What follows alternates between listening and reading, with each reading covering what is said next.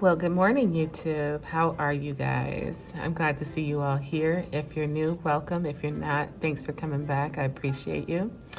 Today, I am going to talk about a question that I got asked recently, which was how I transplant my plants from the Aerogarden to soil. And I guess I take that for granted. I don't know why I've never done any in-depth videos about it. It's really not much to it.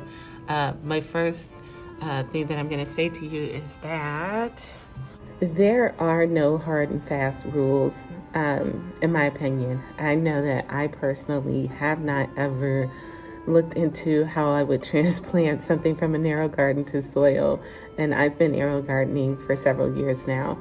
I've done it a number of ways, but today I'm going to be using my mycorrhizal sprinkle on it, and it's going to be really easy. You do not, that's an optional step. It's for your roots and root development, but if you don't have it or you don't want to spend the money, absolutely do not. I have done it without plenty of times. The only thing that I would say that really seems to be necessary, at least in my experience, is that when you first transplant your plants, obviously do as much as you can to not disturb the roots or tear them up too bad. But once you get it planted, be sure to keep it pretty wet. I would say for the first week, just so that the transplant shock is a little bit less. I mean, because your plant is coming from living in complete water to living in soil.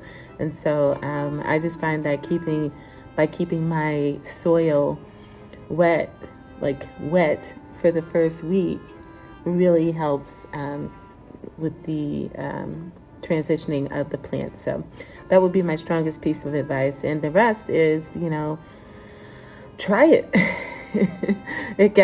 Try it. Either it's going to work or it's not. That's exactly what I did. I never looked up anything. I've just been doing it how I do it. So, but to that end, let's take a look at what I do these days when I'm transplanting my plants from the Aerogarden to soil.